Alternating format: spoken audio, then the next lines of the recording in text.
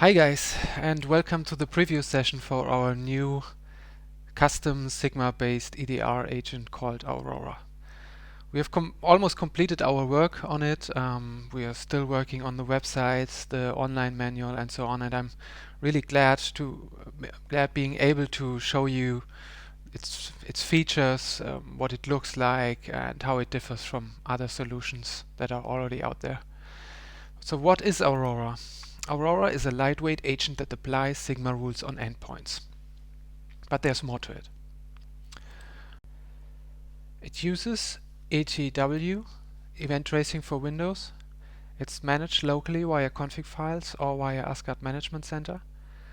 It extends the Sigma standard with so-called response actions, predefined actions that let you then react to a matched Sigma rule, or custom actions. You can simply provide your own command line that you would like to see executed when a certain Sigma rule triggers. It supports the upcoming Sigma correlation rule, which is also very cool. You can create time-based or sequence-based correlation rules with a Sigma rule standard and then let these match on endpoints. Consider it your own custom Sigma-based EDR. There will be a Aurora agent Lite, the Lite version, very similar to our compromise assessment scanner Thor and Thor Lite. It will have all the Sigma features, all the full Sigma rule base, the open source rule base, which contains more than 1,000 rules for the Windows platform. It lacks some comfort features that are very helpful in the enterprise environment, and also some modules. We have some non-Sigma based modules integrated into Aurora. The first one that we also use in Thor is Cobalt Strike beaconing detection module, but we will develop more, and these non-Sigma based modules will be only available in the full version. But the Lite version contains everything that I'm going to describe today. Okay, what are the components? There is an agent binary, obviously. You have a Sigma rule set, one or more Sigma rule sets. You can include your own Sigma rules. There's a configuration, Sigma configuration, very similar to every other backend, in which you can modify the log sources which it accesses, and also the field mapping and so on. There is an agent configuration which we will see in the live demo. There is and as you can see here on the right side, it accesses ETW and is able to write to 3 different target channels. The local Windows event log, a log file, or via UDP to a remote system. Can be configured to format these log messages similar to a syslog message, or as JSON as well. What are the advantages of Aurora? So the cool thing about Aurora isn't that you are able to detect things on an endpoint. The cool thing is that we use Sigma as an open standard for the rule set, so that everyone can edit, extend, or modify that rule set. Everyone can check the rule set and see if why a certain rule has triggered. It's completely transparent. We have already many rules available that were provided by the community. More than 1,000 rules alone for the Windows platform. We have also decided, as I already said, to extend the Sigma standard. It was always designed to be extendable with custom fields, and we just added one field that's called response with some sub-actions, predefined actions, and custom actions that I will talk about later in a different slide. And the cool thing is that you can get for example, from a blog post that it describes a certain threat, you can get a Sigma rule written for Aurora that detects the threat and blocks it. And you can simply just save this file to the rules folder. There's an option for Aurora to automatically reload the rule base when you save a new file into it and into that folder, and then you get a protection with an open signature that you can look at and review. That's really cool, I think. You can also share these rules via MISP or some thread sharing services. That's why I really like it. Another advantage is that you can reduce your log volume significantly, because usually what you will do is you will forward logs from an end system with a log forwarder, special agent of your theme, and use a lot of which causes a lot of network load and uses up a lot of space on log systems. And in our case, since we do the matching on the endpoint, we can simply just transmit the matches, the alerts, be it a critical or high level message or medium or low level messages. You can, the thing is, you can write your own rules and decide which logs to forward as a Sigma rule match. It's also very cool. Yeah, you can save up a lot of storage. It has some disadvantages, obviously, but in cases there are use cases in which log volume is significant. We also gain independence and stability by not accessing the Windows event log, for example. Since we use ETW, we are not limited to a specific Windows audit policy. So currently, when you collect log files from end systems, it depends heavily on the audit policy that the end system has set, which events you will get. And in our case, we can simply subscribe to the event channels and collect everything that we want. There's no Sysmon required. You don't have to install Sysmon on an end system to get these events. We tap into ETW and try to recreate the events that Sysmon creates from these streams, and we were able to recreate a good percentage of what you will see from Sysmon with that kernel driver. So you don't require a driver to be installed. We simply tap into ETW and try to recreate these events. Here's a slide that explains this a bit more. What you would get from Sysmon are these event types: 1, process creation; 3, network connection. And what we try to do is that we take the streams from ETW and recreate events that look very much like the Sysmon output, and then apply the Sigma rules on that output. What we get in the end is like 70% of the event IDs and fields that are also used in Sysmon, which is, but this is not the whole story, because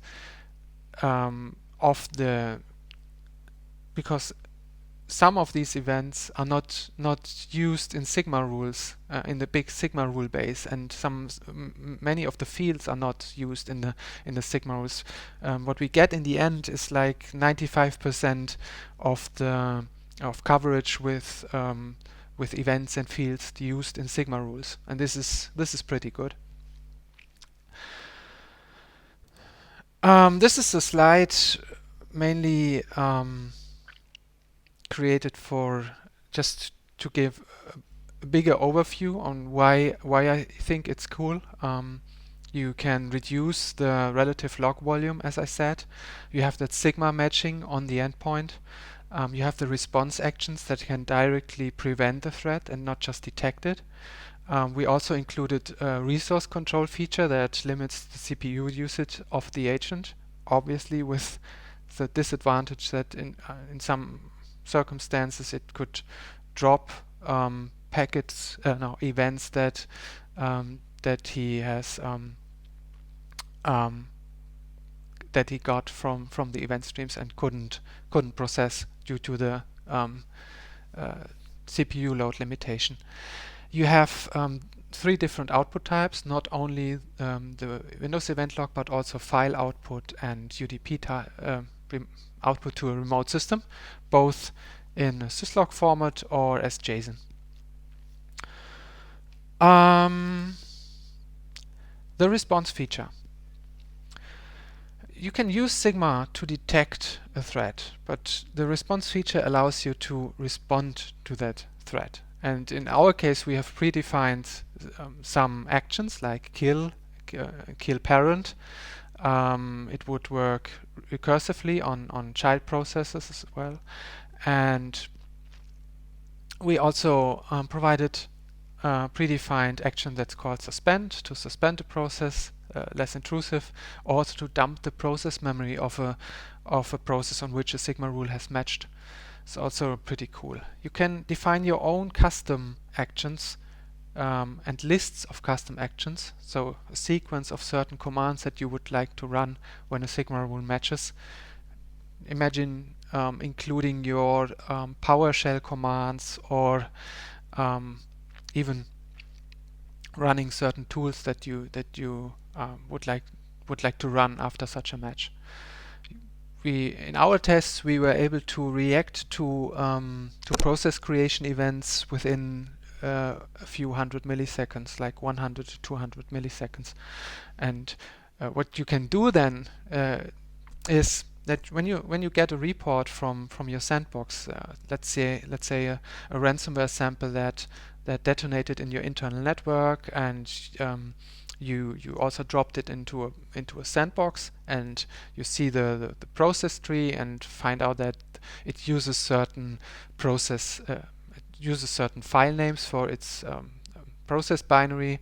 Then you could write a Sigma rule to detect this and write a response action for it to kill it, and then simply roll out Aurora if this is not already done, and drop that Sigma rule into the rules folder, and your systems would be immunized, protected.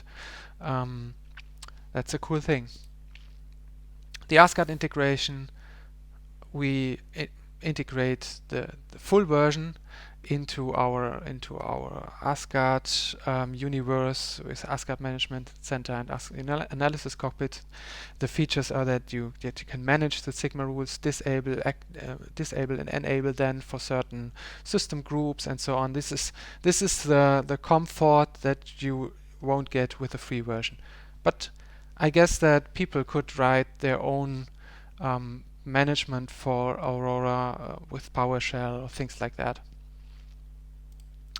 So the differences between the Lite version and the full version is, as I said, the ASCII integration, the simple agent deployment, comfortable rule management, but also the non-Sigma based detection modules. Cobalt Strike beaconing detection module is the first one that's already included, but there are more to come. The Nextron private Sigma rule feed. And we decided to allow only the full version to encrypt Sigma rules. So the full version would also be able to use encrypted Sigma rules on disk and load them at the startup to initialize them. On the roadmap, we plan to release candidate 1 in December. In a few weeks, 2 weeks or 3. We would also create a GitHub repository in which we would publish Sigma rules that are meant to be used in Aurora. Self-protection measures would come in January. There are some ways to work around ETW and use Aurora's own rules to kill it, for example. There is already something in place, but we would red team our own agent and then see if we can improve it, improve the self-protection of the agent even more. And we would also add more predefined response actions. There are some cool ideas that we have, like an EMP that kills all processes around a certain match in that user context. That's like dynamite phishing. Isolate an endpoint and only allow it to communicate to a certain remote system, and even things like Java scanning, which is also something that I like. And we have also plans for a Linux version that uses eBPF, but it depends on the capacity of our developers when we could start with that. Okay, let's go over to the live demo. Okay, so let's look at Aurora in action. As always, it's difficult for me to speak and work at the click and type at the same time, but I'll do my best. So what you will get in the end is you will get this package with the Aurora agent. Then you will have a license file that we sent you. It's free. And you may have some custom rules. These are my rules. I will show you my ransomware rule in a second. So what you do is you extract it, and then you open up a command line as administrator, and then you can look at the help.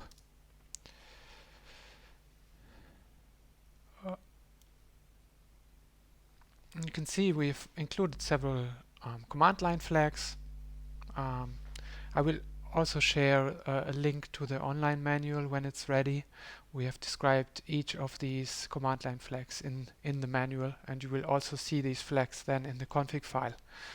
Because what you do is you can simply install Aurora with the install command. In my case, I will instruct Aurora to use the standard rule set, which is here, rules.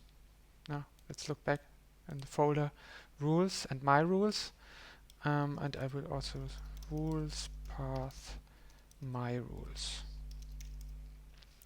This is everything that's needed. If you don't have your custom rules, you don't need these rule path flags. Tests the configuration, installs the agent as a service, and then says, okay, it's successfully installed.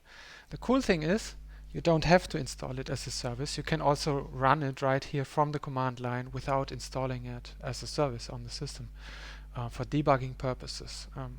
Yeah. Not only for debugging purposes, also if you want to run it as a sub-process of something that you would like. So for example, if you run it with PowerShell and then you look at the standard output of the Aurora agent, you would be able to consume the standard output of that binary as a input for log forwarding or something else. So you don't have to install it as a service.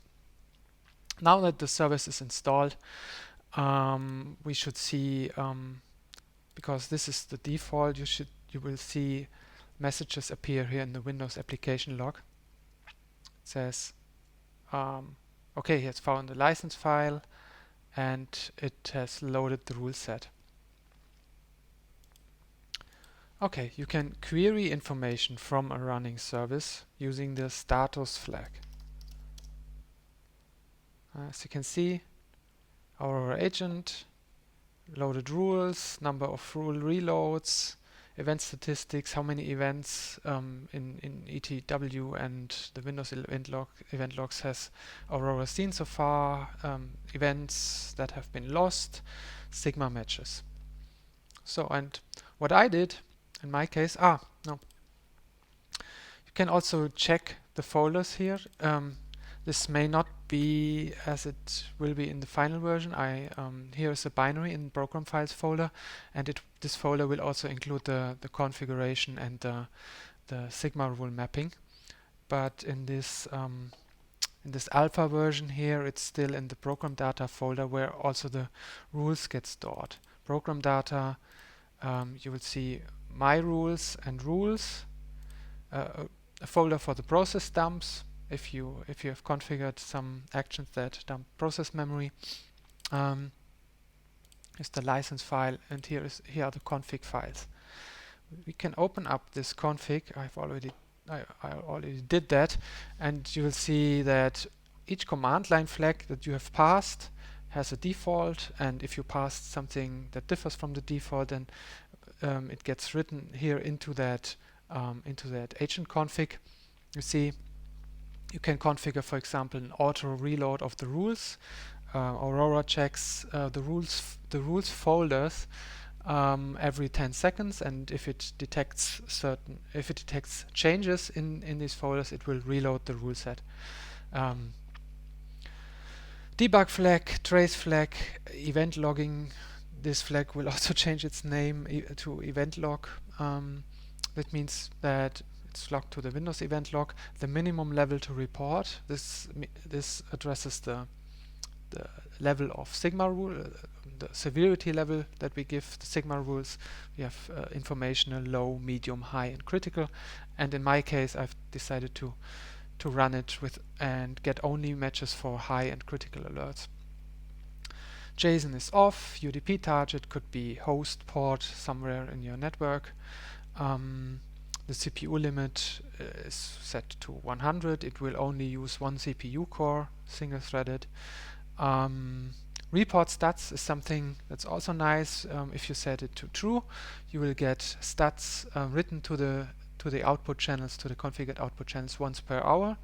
Stats on how many events it has seen, sigma rule matches, dropped events. Could be valuable if you want to monitor the Aurora agent and see, for example, if something has disabled ETW, for example, and then you would see that the number of events that it has seen over the last hour did not increase, and then you can react to that. So the log size for the log file can be configured, and you can also rotate the log file several times. I think the default is now 7. In this alpha version, it's still set to 0, which means only one log file. The agent name, you can also configure a certain agent name, which will be used for the service binary, for the service, for the name pipes that Aurora uses, for all kinds of different, for the folders, and all kinds of different identifiers that someone could find, just to hide it on that end system. Okay, but that's all. And now let's look at my special ransomware rule. In this case, we have found my demo ransomware called QuickBug in our internal network, and we noticed that it executes from the appdata local folder with a prefix ransom minus and then some random string. I can write it as a regular expression. The condition said just selection. So if that image has this name, then match on this. The level is critical. Yeah, and I have this demo ransomware here. You see it starts encrypting files, and if we look at the log file, you will see in the Windows event log application, you will see a sigma rule match, the rule author, description, all kinds of fields, image name, and so on. We even have we have more fields than in the original Sysmon events, because we can also we have enriched them from the ETW channel, so we sometimes have more fields than in the original Sysmon log line.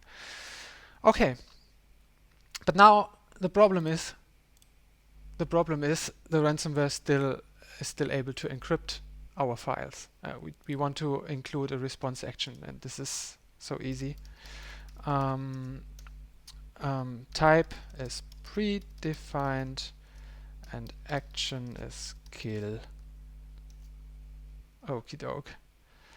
Now I did not set auto reload of the rules. I can simply instruct it to install again, and then it would stop the agent and install it with a new rules.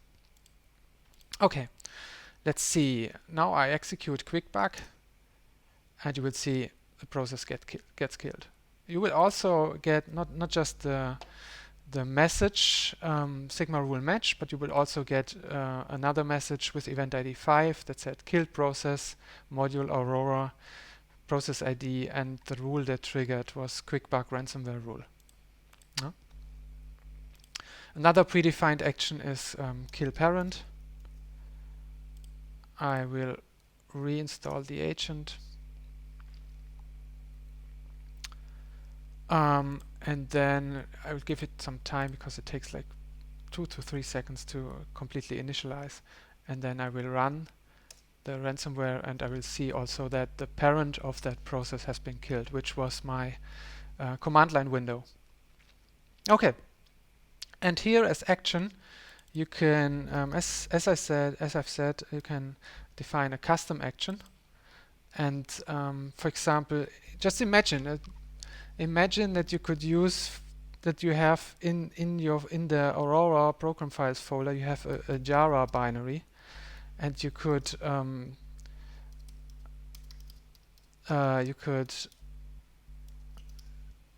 apply your custom Java rule sets on the image, for example. Yeah? You can use all field values from the matching events by using these percentage signs in the custom commands. And if you want to use a Windows environment variable, you would have to use 2 percentage signs to use it in that command line. The action can also be described as a list, as I've said. Wrong shortcut.